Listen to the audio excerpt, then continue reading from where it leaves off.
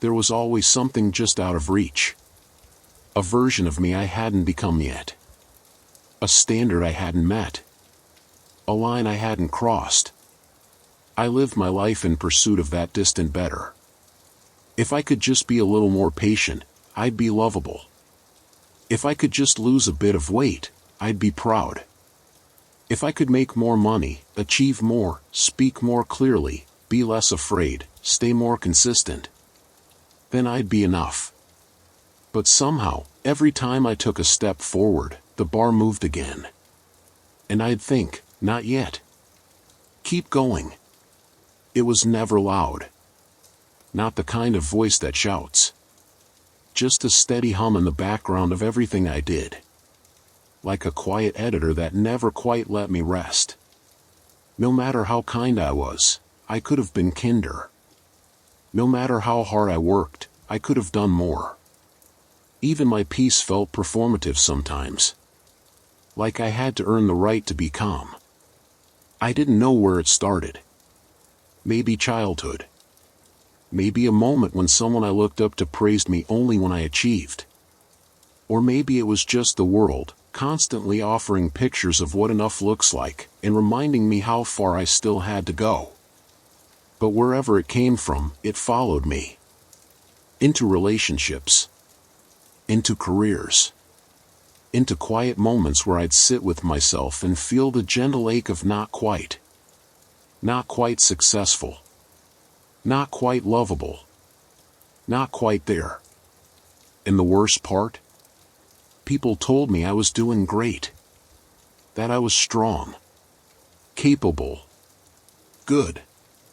And still, I didn't believe it. Because deep down, I thought, if you really knew me, all of me, you wouldn't say that. So I kept chasing. I filled my calendar. Set goals. Read self-help books. Watched inspiring talks. Made lists of how to be a better version of myself. But I was tired. Always tired. Because living as if you're not enough, even when no one's telling you that, is exhausting. It seeps into everything. It makes compliments feel like lies. It makes rest feel like laziness. It makes joy feel unearned. It makes love feel conditional, even when it isn't. I remember a moment, I was washing dishes. The kitchen was quiet, sun pouring in through the window. My hands were in warm water, and my back ached in that oddly satisfying way it does after a long day. And still, in that stillness, I felt it. You should have done more today. I stopped. Looked out the window. And whispered, almost angrily, when will it be enough? And the silence had no answer.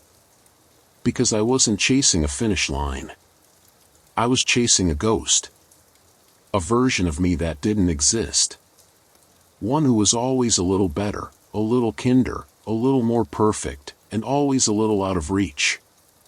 No matter how far I ran, she ran ahead. I never hated myself. That's not what this was. It wasn't self-loathing, it was self-chasing. Always running after some proof I never needed to begin with.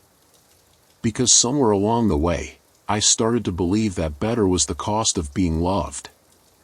That growth was the price of being worthy. That I had to earn a place in my own life. And that belief, soft, quiet, hidden beneath all my progress, was stealing everything good from me. Even the good things felt fragile. Like I didn't deserve them yet. Like I had to keep being better or they'd disappear. I don't remember when I first said it out loud.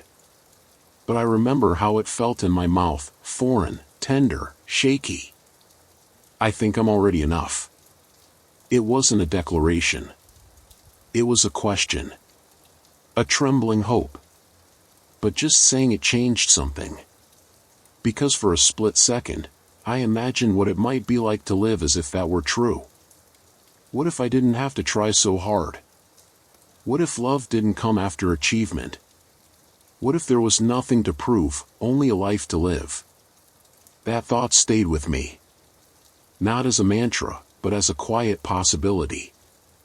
A door I could open, not yet, but maybe soon. Because somewhere inside me, something was ready to stop running. And maybe it had been ready all along. It always started the same way. I'd feel a small sense of pride. A quiet moment of peace. A flicker of satisfaction after something well done. And then, it would arrive. That voice. Soft, subtle, almost polite. Not yet. It didn't shout. It didn't scold. It didn't mock me the way cruel voices do. No, it was more clever than that. It sounded like wisdom. Like discipline. Like motivation. You did well, but you could have done more. You're getting close, but not quite there. Rest if you must, but don't get too comfortable. It was the voice that came after the praise. The one that always added an asterisk. I didn't even know it was there for most of my life. Because it spoke in a tone I trusted, the tone of improvement. It wore the disguise of growth. It told me I was just trying to become better, and who could argue with that? But it wasn't growth. It was quiet punishment. Because I was never allowed to feel whole. Not for more than a moment. Not without guilt. That voice followed me into everything. When I reached a milestone, it reminded me of the next one. When someone said you're enough, it whispered, they don't really know you. When I rested, it asked if I'd earned it. It was always just ahead. Not loud. Not cruel. Just relentless. And the thing about that kind of voice is, you begin to believe it's your own. You stop questioning it. You stop challenging it. You just follow. Because what if it's right? What if you really are only okay once you've fixed every flaw, broken every limit, healed every wound? So I chased it. Every time it said, not yet. I answered with more effort. More trying. More proving. But the peace never came. It was like running after a train that never stopped. No matter how fast I ran, it stayed just out of reach. And even if I caught it, even if I did something good enough, the voice would board another train and speed away again. Because that voice didn't want me to be whole. It wanted me to keep chasing wholeness. I thought it was helping me grow. But all it ever did was keep me from resting. Until one day, I asked it something I'd never dared before. What if I don't listen to you today? Not in rebellion. Not out of spite. Just curiosity. What if I let myself be okay, just for now? I waited for the fear to come. For the shame. For the crash. But instead, I felt something I hadn't felt in a very long time. Stillness. No fireworks. No breakthroughs. Just the absence of striving. And in that quiet, something beautiful whispered back. I think you've always been enough. That voice just didn't want you to know it. I didn't silence the voice overnight. It still visits sometimes, especially on days I'm tired, or unsure, or looking for direction. But now, I know it's not the truth. It's a habit. A ghost. A leftover voice from a life lived chasing worth. And I am no longer chasing. Because the truth is, I am not a project. I am not a performance. I am not an unfinished task. I am a person. Breathing. Trying. Enough. And when I forget that, I sit quietly. And remember the voice that once said, not yet. And the one that came later, softer, truer. You are already everything you needed to be. Even when the voice in my head went quiet for a moment, there was always someone else nearby to take its place. Someone doing more. someone looking better, someone farther ahead in their career, their healing, their life. And somehow, I always measure myself against them. Not intentionally, not maliciously, just quietly. Like walking into a room and shrinking a little because someone else glowed more brightly. Like seeing someone smile freely and wondering why your own joy felt so strained. It wasn't jealousy. It was something more subtle, more corrosive. Comparison. The kind that doesn't scream, "I want what they have," but whispers, "I must be doing something wrong." I thought I was immune to it. I told myself I was mature enough, grounded enough, wise enough not to compare. But comparison isn't loud. It's a slow drip. You don't notice it until you look around and feel smaller than you did a moment ago. I remember one day in particular. A friend had just shared something beautiful, a success, a milestone, a moment of peace. I was happy for them. Truly. But as I smiled and nodded, something inside me pulled away. Why don't I feel like that? Why hasn't that happened for me?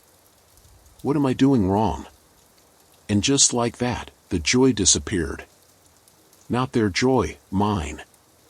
Because comparison is a thief. And it doesn't just steal pride, it steals presence. I couldn't enjoy my own small progress. Couldn't appreciate my own pace. Couldn't rest in the life I had built. Because I was always measuring it against someone else's.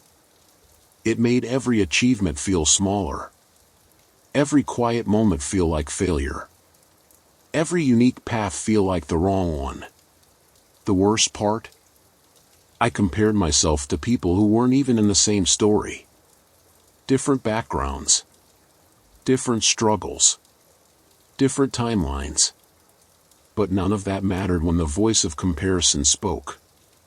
It only knew how to say, "They're ahead. You're behind." And so I ran. Not toward joy. Not toward peace. But toward the illusion of catching up. And I never did. Because there is no catching up in a life that isn't yours. There is only burnout. And grief. And the slow erosion of self-worth. It took me years, and more exhaustion than I'd like to admit, to finally sit down and ask the one question I had been avoiding. What if I stopped comparing?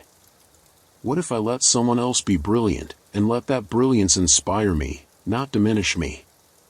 What if I stopped treating life like a race, and more like a walk through the woods? What if I trusted my timing? It wasn't easy. Comparison is sticky. It clings. It disguises itself as motivation, ambition, even humility. But the more I noticed it, the more I could meet it with gentleness. Now, when I feel that pull, when I see someone thriving and that old whisper returns, I pause. I breathe. And I say, their light doesn't take away from mine. Their joy doesn't make mine any less valid. I'm not behind, I'm just on a different path. And in that pause, my joy returns. Not loud. Not dramatic. Just there, waiting for me to stop looking elsewhere long enough to feel it. I'm learning, slowly, that the most peaceful people I know aren't the ones who have everything. They're the ones who have stopped measuring. And when I stop measuring, even for a moment, I remember something that comparison always made me forget. That my life, in all its quiet, ordinary, imperfect glory, is enough. There was a morning I'll never forget. Not because anything dramatic happened. Not because I made a big decision or reached some kind of breakthrough. But because, for the first time, I looked in the mirror and felt absolutely nothing. No hatred. No approval. No judgment. Just silence. It was early. The kind of morning where the sky is still more gray than blue. I had gotten out of bed slowly, not because I was tired, but because I couldn't think of a reason to move faster. I walked into the bathroom, splashed water on my face, and when I looked up, there I was. Eyes, lines, skin that had lived, a mouth that had spoken so many words, some kind, some harsh, some forgotten. And I just stared. Not in awe, not in sadness, just stillness. I tried to smile. It felt hollow. I tried to frown. That felt like effort. What startled me was not what I saw, but what I didn't feel. I used to have so many opinions about myself. Too soft. Too slow. Too unsure. Too much, yet somehow not enough. But in that moment, there were no labels. Just a face. And behind it, a person I'd spent a lifetime editing, adjusting, improving, judging. And now, I barely recognized them. Not because they had changed so much, but because I had been so focused on fixing that I never really paused to see. It was disorienting to realize I had built my identity around who I wasn't yet. Around the version of me I might become if I just kept trying harder. I didn't know how to meet the person I already was. She felt unfamiliar. Like a house I lived in, but never really made a home. I had decorated her with expectations, covered her with goals, repainted her every time someone gave me a new idea of what better looked like. But now, all of that had gone quiet. And what was left was me. I sat on the edge of the tub, barefoot, hands still damp, and whispered to myself, out loud, like I was talking to a stranger. Who are you, if you're not trying to be someone else? No answer came. But that question stayed. I realized I had been living by reflection, always adjusting based on what the world showed me. Trying to keep up. Trying to belong. Trying to be impressive, or useful, or palatable. But in all of that trying, I had never truly made space for presence. The quiet kind. The kind that doesn't ask for approval. The kind that simply exists. That morning, I didn't come to any conclusions. I didn't write a poem or have a spiritual awakening. I just sat with myself, for maybe the first time, without fixing, without critiquing, without planning how to improve. And something inside me softened. Maybe it was sadness. Maybe it was surrender. Or maybe it was the beginning of peace. I didn't yet believe I was enough. But I did begin to wonder what it would feel like if I was. That question opened something. A small, barely noticeable shift. Not confidence. Not clarity. Just the space to begin again, this time, not as a project to improve, but as a person worth knowing. For most of my life, I believed in someday. Someday I would be confident. Someday I would be calm. Someday I would walk into a room and not wonder how I was being perceived. Someday I would speak and not second-guess every word. Someday I would feel enough. And so I lived in the waiting. Waiting for the next thing to fix me. The next version of myself to finally arrive. The next season when things would fall into place. The strange part? I didn't even realize it was a lie. Because it felt so noble. So responsible. So motivated. I'm not there yet, but I will be. It sounded like hope. But it wasn't. It was deferral. It was the constant postponing of self-acceptance. And the longer I lived in that story, the more I noticed that someday kept moving. Every time I achieved something, the definition of enough changed. More kindness. more clarity, more success, more healing. And quietly, behind it all, was the belief: you're not enough yet, but if you keep working, you might be. It kept me striving. It kept me busy. It kept me small. Because I never let myself arrive. Even when people told me I was doing well, I shrugged it off. Because I knew the truth. I was still in progress. Still unfinished. Still not quite there. But one day, and I remember this vividly, I heard someone speak about self-worth. They said, "What if there's nothing wrong with you?" And something in me cracked. Because I'd spent so long building my life on the foundation that something was wrong. That something had to be fixed, healed, improved, redeemed. What if I was wrong about that? What if someday was a trap? A comfortable one, yes. A familiar one, even.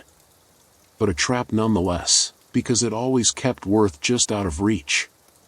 It was then I realized. The problem with "one day I'll be enough" is that it keeps you from being enough today. It makes wholeness conditional. It ties your worth to progress. It treats love like a reward. And life isn't waiting for you to be better. It's happening now. In this moment. In this breath. In this ordinary, beautiful, imperfect day. In the you that exists right now. Flawed, uncertain, in between. Is worthy of being seen. Of being loved. Of being claimed. I'm not saying we don't grow. We do. Of course we do. But growth and worth are not the same thing. You can stretch, and still be whole. You can improve, and still be enough. I wish I had known that sooner. How many joyful moments did I rush through? Because I thought I hadn't earned them yet? How many quiet compliments did I deflect? Because they didn't match my inner standard? How many days did I spend waiting to live? Because I believed I wasn't ready? The truth is, you're never ready. Not in the way you think. But you're always worthy. Even in your mess. Even in your doubt. Even in your becoming. And once you stop chasing someday, you can begin to meet yourself here, now. With both hands open. Not asking, "What more must I become?" But whispering, "What if I'm already enough?" I've always known how to be kind to others. It came naturally. I knew how to listen. How to say, "It's okay, you did your best." How to hold space for someone else's pain without rushing to fix it. How to comfort, without conditions. But when it came to myself, that softness vanished. I didn't even notice it at first. Because I had wrapped my harshness in noble words. You're just being honest with yourself. You have high standards, that's a good thing. Don't let yourself off the hook. But underneath it all was something much colder. A belief that I didn't deserve gentleness. Until I had earned it. And so, I became the one who hurt me most. I replayed my mistakes with more cruelty than anyone else ever had. I held myself to impossible expectations. Then punished myself for not meeting them. I apologized for my existence in quiet, invisible ways. By shrinking, pleasing, overcompensating. If someone offered love, I questioned it. If something went well, I assumed it was luck. If I stumbled, I declared it proof that I was still not enough. And yet, if you had come to me and told me your story with the same details, I would have looked you in the eyes and said, "You are doing your best. You're worthy. Please be kind to yourself." But I couldn't offer that to me. Because somewhere along the way, I confused kindness with weakness. I thought that being gentle with myself meant I wasn't trying hard enough. That letting myself off the hook would lead to complacency. But what I didn't see, what I couldn't see, was that my cruelty wasn't making me better. It was breaking me down. It was making healing harder. It was turning growth into punishment. It was turning love into something I felt I had to qualify for. Until one evening, sitting alone with a quiet cup of tea, I heard a question rise up from the tired part of me. Why don't you talk to yourself the way you talk to someone you love? And I didn't have an answer. So I tried something that felt strange, almost silly. I placed my hand over my chest, felt the small, steady rhythm beneath it, and whispered to myself, "You're tired. You've tried so hard. And I'm proud of you." The words caught in my throat. Not because they weren't true, but because I'd never spoken them to myself. Tears came. Not from sadness, but from the sudden, overwhelming realization of how long I had gone without my own kindness. It wasn't dramatic. There were no grand declarations. Just a soft, overdue moment of care. Since then, I've been learning. Learning to say, "That's enough for today." Learning to rest without guilt. Learning to meet my fear with understanding instead of shame. Learning to offer myself the very tenderness I give to others, without hesitation. I'm still practicing. Some days I forget. Some days the old voice returns, the one that says, "You haven't earned this."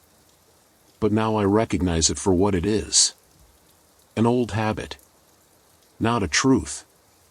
And when I remember, when I pause, when I meet myself not with judgment but with care, that's when I feel something sacred returning. A quiet kind of self-trust. A softening. A wholeness that isn't loud, but real. Kindness, I've learned, isn't what you give after perfection. It's what makes healing possible in the first place. And for the first time in my life, I am offering it to the person who needed it most. Me. For years, I thought I needed to become more. More disciplined. More accomplished. More articulate. More impressive. More in control. That was the formula. Be more, and then you'll finally feel okay. So I chased it. I filled notebooks with goals. Signed up for the programs, the books, the systems. Tried waking up earlier, working out harder, thinking more positively. I consumed every method that promised transformation, that whispered, "This will finally fix you." But every time I reached a milestone, every time I became a little more of what I thought I should be, the emptiness stayed. Maybe not loudly. Maybe not in public. But in the quiet? In the in-between? I still felt hollow. Still felt like I was borrowing someone else's life. And so I assumed the problem was me. Maybe I hadn't tried hard enough. Maybe I was still missing the right strategy, the right answer, the final puzzle piece. But what I never paused to ask was this. What if I've been trying to solve the wrong problem? Because when I look back, I see now that the emptiness I felt wasn't from a lack of achievement. It was from a lack of connection to myself. I had become fluent in fixing, in striving, in earning. But I had forgotten how to simply be with myself. To sit in silence and not panic. To breathe without performing. To laugh without proving. What I thought I needed was to become better. What I really needed was to feel safe being me. Not the polished version. Not the improved version. Just me. The version that still messes up sometimes. The one who forgets things. Who has doubts, who gets overwhelmed, who cries unexpectedly. That version. She was the one who had been waiting. Not to be fixed, but to be met. To be held. To be heard. And slowly, I began to understand. It wasn't more that I needed. It was gentleness. It was slowness. It was room to be human. I didn't need to keep proving I was enough. I needed to learn what it felt like to stop trying. And when I did, when I let myself just exist, something began to shift. The silence became less scary. The loneliness felt less like failure. The stillness started to feel like home. I started asking different questions. Not, how do I become better? But, what would it mean to accept this version of me? Not, how do I fix this flaw? But, can I be kind to the part of me that's still learning? And the answers, soft, slow, honest, started returning peace to places that had only known pressure. These days, when I feel that old urge rise, the one that says do more, be more, fix it all now, I pause. And I whisper, maybe what you need right now isn't more effort, but more grace. Because grace doesn't say, you've earned rest. It says, you deserve to rest, because you're human. And I am. Flawed. Wounded. Tired, some days. But enough. Not because I reached the end of some checklist, but because I finally stopped writing them. There was a time when I thought being whole meant having everything figured out. That to be complete, I had to be calm all the time. That I'd no longer feel insecure. That I'd always know what to say. That nothing would shake me. I thought wholeness looked like confidence. Certainty. Stillness. Like a perfect circle, no cracks, no gaps, no missing pieces. But that idea slowly unraveled. Not in some dramatic revelation, but in small, ordinary moments that didn't match the version of wholeness I had imagined. I'd get anxious, and still be able to keep going. I'd doubt myself, and still choose to speak up. I'd make a mistake, and still feel worthy of love. And I began to wonder, what if wholeness isn't about perfection? What if it's simply about belonging to myself, exactly as I am? That thought unsettled me at first. Because for so long, I had seen my imperfections as obstacles. Things to be hidden, corrected, polished away. I didn't realize that in trying to perfect myself, I had been quietly rejecting the parts of me that made me real. The clumsy parts. The soft parts. The uncertain parts. The ones that didn't fit into neat boxes. That didn't sound like quotes. That didn't feel like accomplishments.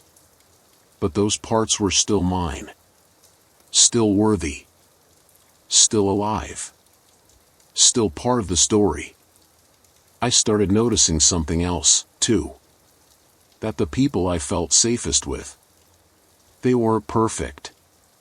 They were honest. They let their shoulders drop when they were tired. They cried when they needed to. They didn't pretend. And somehow, in their vulnerability, I felt more whole, too. So maybe that's what wholeness really is. Not being untouched by life, but being fully touched by it, and still standing. Still choosing to stay open. Still choosing to love. Still choosing to wake up each morning and greet the mirror with a soft look, instead of a harsh critique. Somewhere along the way, I stopped chasing the version of me who had it all together. And I started sitting beside the version of me who was just human. Messy. Honest. Tender. And still here. And I realized something I never thought I'd say. I am not perfect. But I am whole. Whole, because I no longer need to split myself into acceptable and unacceptable parts. Whole, because I've stopped measuring myself against a standard I didn't create. Whole, because I've made peace with the fact that I will always be in process. Not a polished story, but a living one. And that's more than enough. These days, when I stumble, I don't say, I failed. I say, I'm still learning. When I forget something, I don't say, I'm careless. I say, I'm doing my best. And when the old perfectionism whispers, you need to fix this, I whisper back, I am allowed to grow slowly. Because wholeness, I've learned, isn't about what you've achieved. It's about the relationship you have with the parts of yourself you used to hide. And for the first time in a long, long while, I like who I'm becoming, not because she's perfect, but because she's real. And real is enough. It wasn't a grand moment. No one clapped.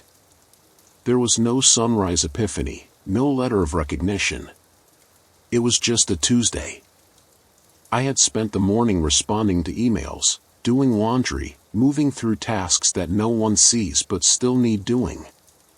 The kind of day that used to make me feel invisible, like I was falling behind, like I wasn't doing enough.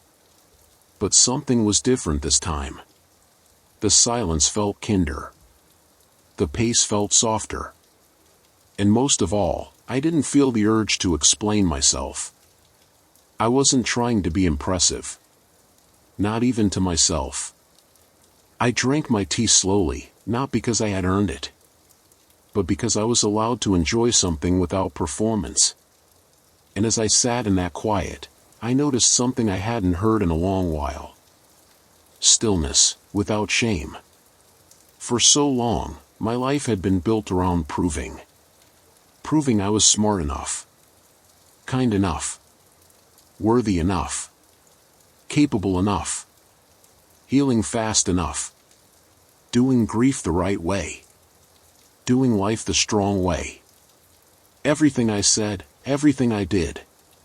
Some part of me was always asking, will this be enough for them to believe I'm okay? And it wasn't always them in particular. Sometimes it was the ghost of a parent. Sometimes a teacher. Sometimes an ex. Sometimes, just society.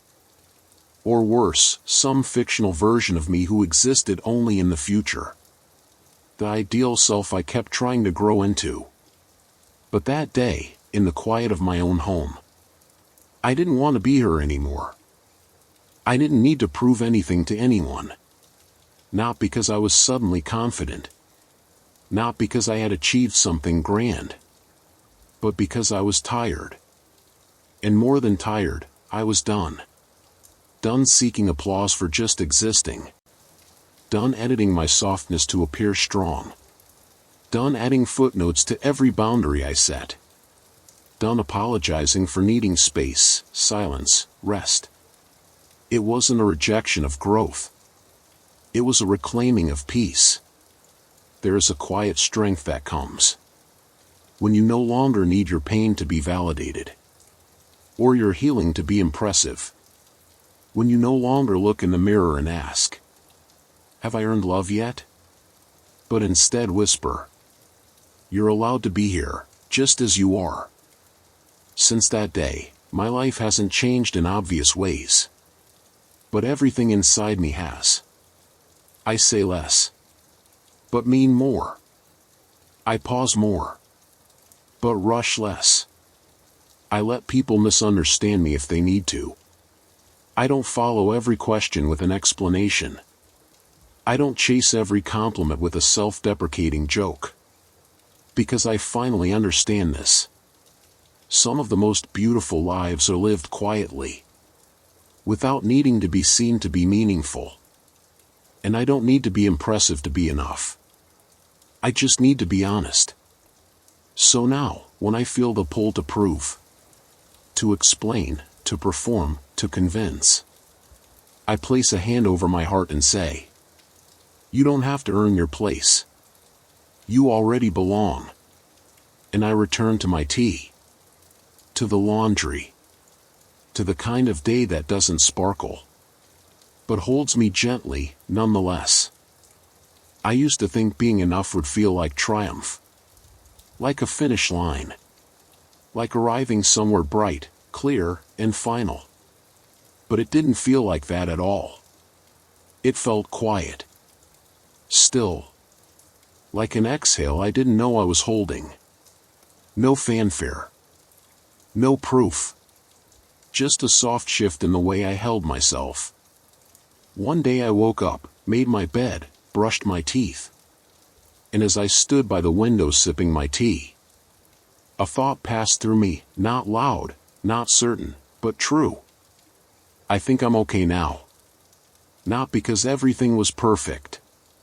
It wasn't. Not because I had everything I wanted. I didn't. But I was no longer waiting to be someone else. I wasn't waiting for a better version of me to show up. Wasn't waiting for someone's approval to feel real. Wasn't waiting for my reflection to change in order to love what I saw. I had arrived.